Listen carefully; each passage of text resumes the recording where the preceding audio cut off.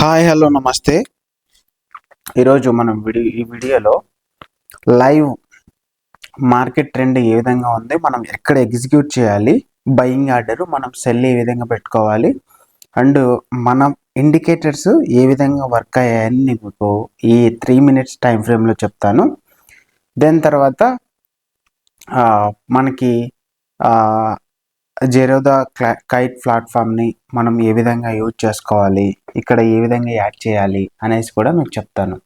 Okay, ఇప్పుడు ఇక్కడ మీరు చూస్తున్నది ఫైర్స్ అకౌంట్ అనమాట. నేను ఫైర్స్ డిమ్యాట్ అకౌంట్లో ఇక్కడ లేఅవుట్స్కి వెళ్ళి నేను 4 లేఅవుట్స్ మీద క్లిక్ చేశాను. సో నేను లెఫ్ట్ సైడ్లో నిఫ్టీ 50, రైట్ సైడ్లో బ్యాంక్ నిఫ్టీ ఫ్యూచర్స్, ఇక్కడ కింద వచ్చేసి మనకి కాల్ ఆప్షన్ నేను యాడ్ చేశాను. ఇక్కడ బ్యాంక్ నిఫ్టీ కాల్ ఆప్షన్ కూడా నేను యాడ్ చేశాను. సో ఇక్కడ మనం చూస్తే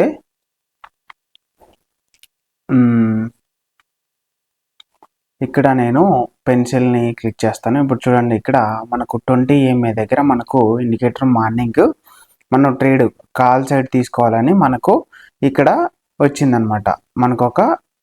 మనకొక ఎంట్రీ వచ్చింది. సో ఈ ఎంట్రీ మనం ప్లాన్ చేసుకోవచ్చు కాల్ సైడ్.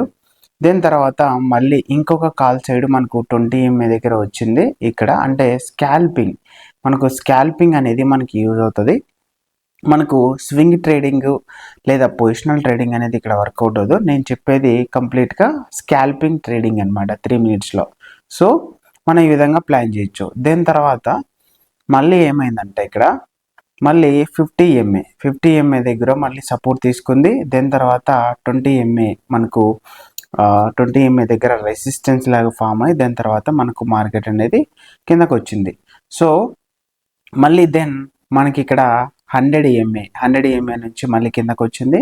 ఇక్కడ 200 EMA ప్లస్ R3 మనకు R3 దగ్గరకు వచ్చినప్పుడు కూడా మనకు ట్రెండ్ అనేది మళ్ళీ అప్ సైడ్ అనేది మార్కెట్ వెళ్ళింది. సో ఈ టైంలో మనం కాల్ సైడ్ అనేది ప్లాన్ చేయొచ్చు. ఇది నిఫ్టీ 50లో మనం ఏ విధంగా తీసుకోవాలి అనేసి మనం చూడొచ్చు. ఎందుకు నిఫ్టీ 50 సెన్సెక్స్లో మనం తీసుకోవాలి అంటే నిఫ్టీ 50 అనేది మనకు వీక్లీ ఎక్స్పైరీ అరౌండ్ ఒక 7 daysలో మనకి ఎక్స్పైరీ అవుతుంది. మీరు ఇక్కడ చూస్తే మనకు నెక్స్ట్ ఎక్స్పైరీ 23rd వచ్చే ఎక్స్పైరీ మనకు 23rd సెప్టెంబర్. దాని తర్వాత నెక్స్ట్ 7 daysకి ఉంది. సో మనం ఇక్కడ నిఫ్టీ 50లో మనం ఇక్కడ ప్రీమియం అనేది తక్కువగా ఉంటుంది. అంటే ఒక లాట్ సైజు మనకు ఎక్స్పైరీ డేట్ తక్కువ ఉన్నప్పుడు మనకు ఇక్కడ లాట్ సైజు 8,000 రూపీస్కే వస్తుంది. అలాగే మనం బ్యాంక్ నిఫ్టీలో ఒకసారి చూసుకుంటే ఇక్కడ మనకు సేమ్ ఒక లాట్ని మనం బై చేయాలంటే అరౌండ్ 16,000 కావాలి. అంటే అక్కడేమో 8,000, ఇక్కడేమో 16,000. సో మనకి ఇక్కడ లాట్ సైడ్ ఏంటంటే ఇక్కడ ఎక్స్పైరీ ఏదైతే ఉందో ఎక్స్పైరీ మనకు ఇక్కడ మంత్లీ ఎక్స్పైరీ ఉంది బ్యాంక్ నిఫ్టీ. సో మనకు అందుకే ప్రీమియం అనేది ఎక్కువగా ఉంటుంది. అండ్ మనకు డబ్బులు కొంచెం ఎక్కువ కావాలి.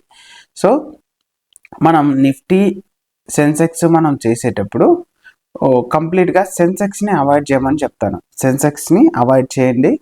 ఓన్లీ నిఫ్టీ బ్యాంక్ నిఫ్టీలోనే ట్రేడ్ చేయడానికి ప్లాన్ చేయండి. ఎందుకంటే సెన్సెక్స్ అనేది చాలా వొలటైల్గా ఉంటుంది. సెల్లర్స్ బయ్యర్స్ కానీ చాలా తక్కువ మంది ఉంటారు. సో అక్కడ మనకి క్వాంటిఫికేషన్ వాల్యూమ్ అనేది మనకు తక్కువగా ఉంటుంది. సో మనం సెన్సెక్స్ అనేది అవాయిడ్ చేయాలి. సో ఈరోజు మార్నింగ్ చూస్తే మనకు మార్కెట్ అనేది up side gap up open